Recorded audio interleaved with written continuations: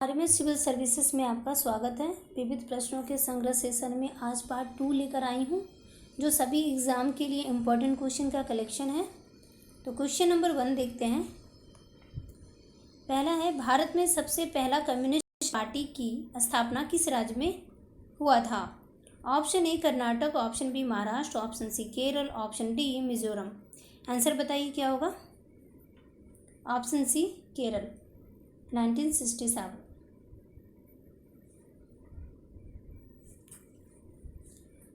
Second number question देखिए, भारतीय जनसंघ का गठन कब और किसके द्वारा किया गया? Option A Shyama Prasad Mukherjee 1951, option B Shyamlal Joshi 1951, option C Krishna Prasad Acharya 1960, option D Sardar Setalvad 1982। Answer बताइए क्या होगा? ऑप्शन ए भारतीय जनसंघ का गठन 1951 में किया गया। ये इंपॉर्टेंट है, कब किया गया? 1951 में। और इसके संस्थापक अध्यक्ष कौन है? तो श्यामा प्रसाद मुखर्जी हैं इसके संस्थापक। तीसरा नंबर क्वेश्चन देखिए, निम्नलिखित में से कौन सी संस्था अब अस्तित्व में नहीं है? बताइए क्या होगा आंसर? ऑप्शन ए राष्ट्रीय मानवाधिकार आयोग, ऑप्शन बी योजना आयोग, option C NITI Aayog, option D राष्ट्रीय महिला आयोग। ऑप्शन बी योजना आयोग, क्योंकि योजना आयोग के स्थान पर नीति आयोग का गठन किया गया है। 1 जनवरी 2015 को योजना आयोग के स्थान पर नीति आयोग का गठन किया गया है। फोर्थ नंबर क्वेश्चन देखिए, योजना आयोग का गठन कब किया गया था? ऑप्शन ए मार्च 1950, ऑप्शन बी अप्रैल 1951, ऑप्शन सी जून 1951, ऑप्शन डी अगस्त 1951। आंसर क्या होगा? ऑप्शन ए मार्च 1950। ये जरूरी याद कर लीजिएगा कि मार्च बहुत इंपॉर्टेंट है।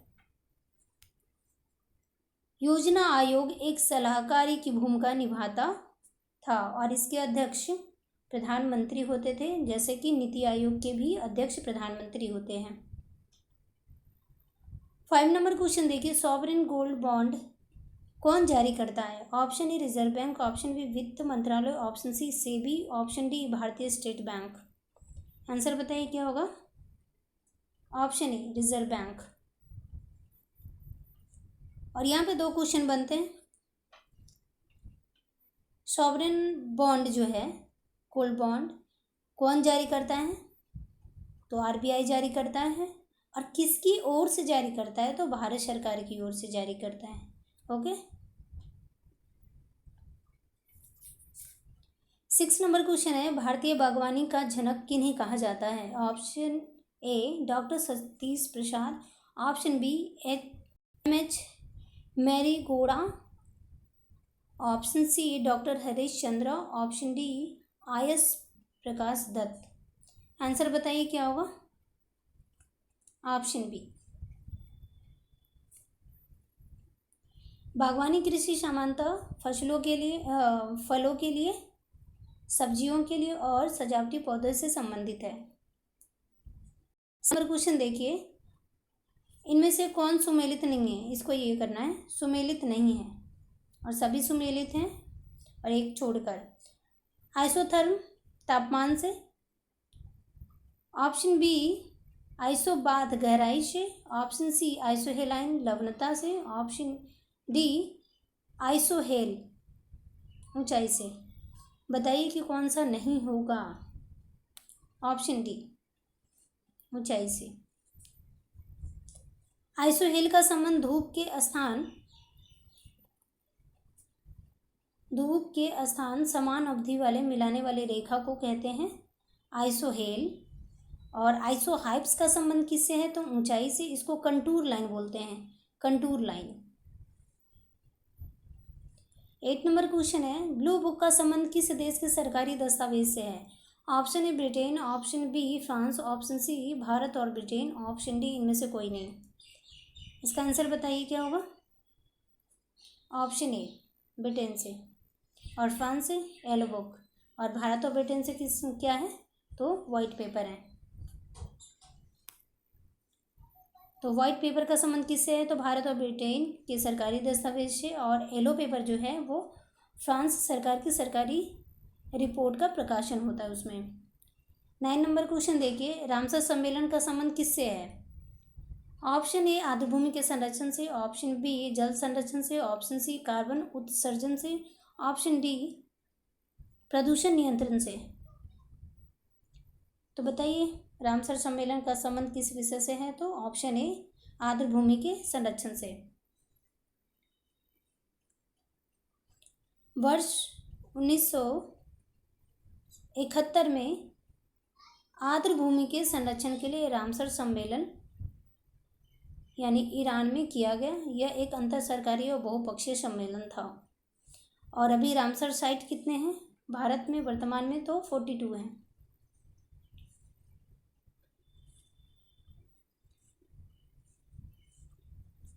टेन नंबर क्वेश्चन देखिए, समुद्र का वर्षावन किसे कहा जाता है? Option A Sundarvan, option B प्रवाल भित्ति, ऑप्शन सी दोनों, ऑप्शन डी इनमें से कोई नहीं। आंसर बताइए क्या होगा? ऑप्शन बी प्रवाल भित्ति, कोरल रीफ। भारत में प्रवाल भित्ति कहाँ कहाँ पाया जाता है ये देख लीजिए कि भारत में प्रवाल भित्ति अंडमान निकोबार में पाया जाता, लक्षद्वीप में पाया जाता, मन्नार की खाड़ी में पाया जाता और कच्छ की खाड़ी में पाया जाता। ठीक है। 11 नंबर क्वेश्चन देखिए, मुरलेन राष्ट्रीय उद्यान किस राज्य में स्थित है? Option A Mizoram, option B Kerala, option C Telangana, option D Andhra Pradesh. कौन सा आंसर होगा बताइए? Option A Mizoram. और मिजोरम में एक और भी है राष्ट्रीय उद्यान, जैसे एक पहला तो है कि मुरलेन है और दूसरा है फवंगपुई राष्ट्रीय उद्यान, जिसको नीला पर्वत भी कहते हैं। नीला पर्वत राष्ट्रीय उद्यान है कहाँ? तो मिजोरम में है। 12 नंबर क्वेश्चन देखिए, निम्नलिखित में से किस शासक के शासनकाल में नायब ए मामलिकात का पद लाया गया? Option A Nasiruddin Mahmud, option B Bahram Shah, option C Balban, option D Razia Sultan. बताइए क्या होगा आंसर? ऑप्शन बी गुलाम वंश का शासक बहराम शाह। गुलाम वंश का शासक बहराम शाह ने इस पद को पहली बार लाया। तो किसने लाया? बहराम शाह ने। और इस पद पर पहले कौन बैठा? तो इख्तियारुद्दीन ऐतगीन बैठा।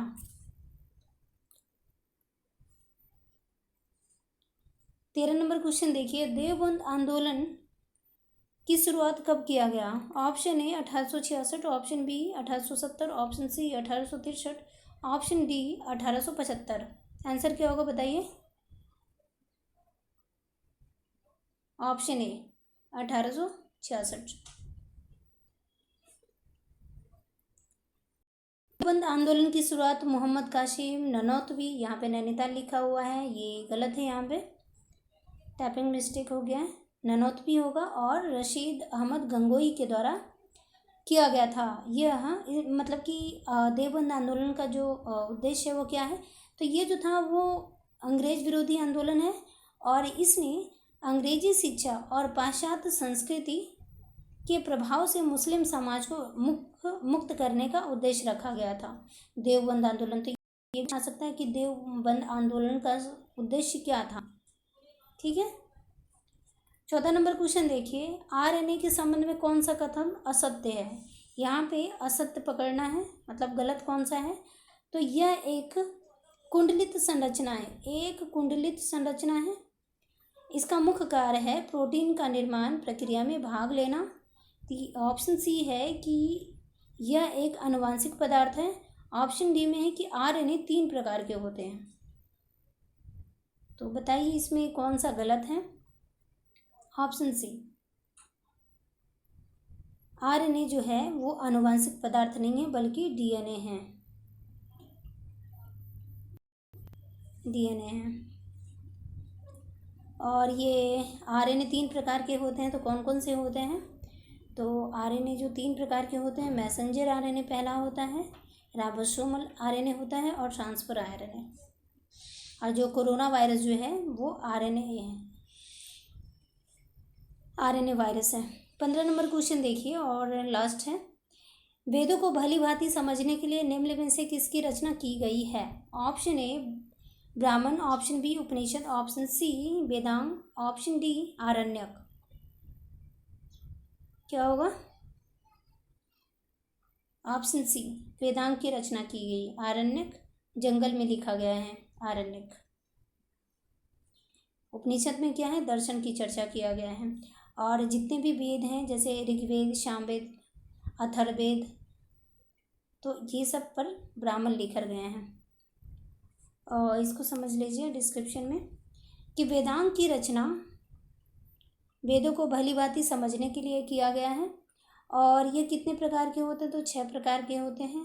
शिक्षा, ज्योतिष, कल्प, व्याकरण, निरुक्त और छंद। ठीक है, ये 6 होते हैं। तो ये 15 हो गया। आज का सेशन समाप्त हुआ। वीडियो अच्छा लगे तो आप अपने दोस्तों को शेयर करें, और अगले वीडियो में इसका पार्ट 3 लेकर आऊँगी। और आप सभी को इस वीडियो को देखने के लिए धन्यवाद।